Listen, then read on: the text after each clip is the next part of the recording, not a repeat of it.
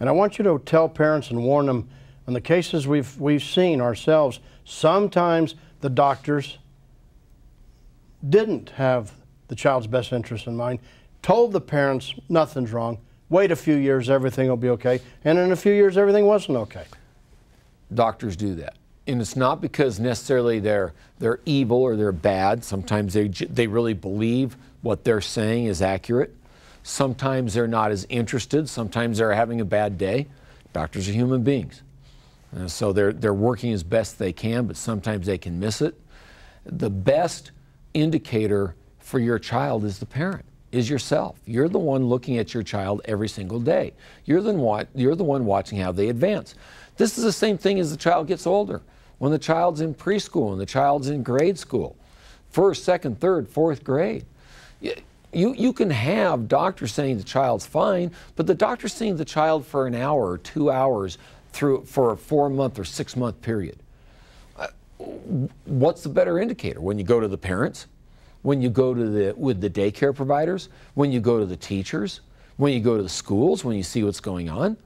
This is where you find out. When you go to other parents who've been watching your child with you, those are the people who see the child day in and day out and can say, this child is experiencing difficulties. And it's so important, because if a child starts out believing that he or she is dumb, or starts out believing that he or she is different, or that he or she just can't mix or interact with people, or he or she is a bad person because they act out, and doesn't learn a different way of dealing with that, and doesn't know that that's not because it's them, it's because of an injury or trauma they've experienced, then that child is going to have problems the rest of his or her life. I've seen you go to middle schools, for example. I've seen you request the records, get the records, and for the first 5 years of educational life in a child, the reports are great. And then for the next year, after the trauma or injury, they have all kinds of delinquencies, truancies, and acting out problems. That's exactly right. You know, a child, and a lot of people will say, well, that's the development of a child, because that happens. Don't think it doesn't happen. Sometimes children that have no traumas, that have no problems, turn from being the most loving, gracious, wonderful child in school to being a holy terror in class. But a lot of times that can still be determined to originate from some source.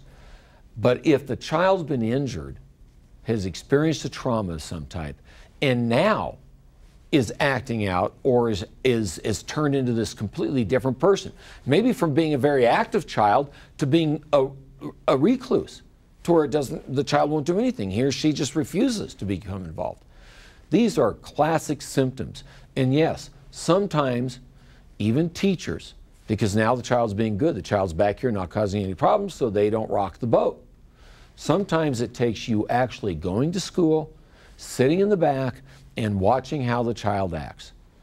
Going to school, talk to the teachers, and finding out how the child acts, but you must get the reports, because the 4th grade teacher is not the 5th grade teacher. The 5th grade teacher is not the 6th grade teacher. So the 5th grade teacher may not be reading the reports from the 4th grade teacher. So you don't even know anything's different. You can't find it out, because the teacher's going, well, I didn't know how he was in 4th or 3rd or 2nd grade. You have to go find it out. It takes review and research. So in this virtual injury seminar, the news and point we want to drive home to the parents is there are ways to prove your child's been injured. There's ways to do it, sophisticated ways. There's ways to do it through doctor specialties, and there's the ways to do it through school and observing your own child. And this is on physical injuries also. Don't sell short a physical injury. A broken arm, a significant break, or a broken leg, broken hips, they can affect a child's development. Damage to a shoulder. Sometimes if it's not properly treated, or even if it is properly treated, sometimes it can affect the growth and the development of that part of the child's body, to where the child will experience difficulties for the rest of his or her life, or will at least need some kind of care.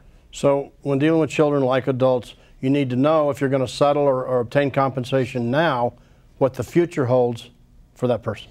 Remember something about children. Normally, you don't have to rush as much. The statute of limitations is extended. So the statute of limitations doesn't even run right away for a child, because the child, unless, of course, a guardian is appointed. So you have to be careful.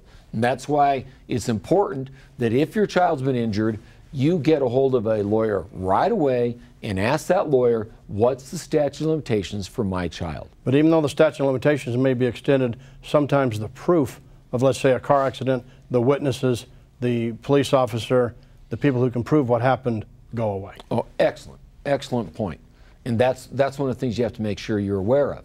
If you're going to wait 3, 4, 5 years to pursue the case to see how your child develops or is able to overcome the injury, then you have to get somebody, an investigator, a lawyer, best you have a lawyer overseeing it, that sits down and helps gather the evidence and preserve the evidence.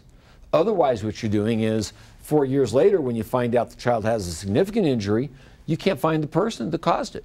You don't even know where they're at. They could be out of the country. They could be somewhere else. And if you haven't protected yourself, now you've got a problem because you have no place to seek your remedy. So sometimes you do have to move quickly with regard to children. You move quickly with regard to caring for the child and with regard to stabilizing the evidence. You don't have to move quickly with respect to filing a lawsuit. You want to measure that and determine when and where and how you want to address the lawsuit. But as to everything else, yes, you need to be on top of that immediately. But there are ways to protect children. Absolutely.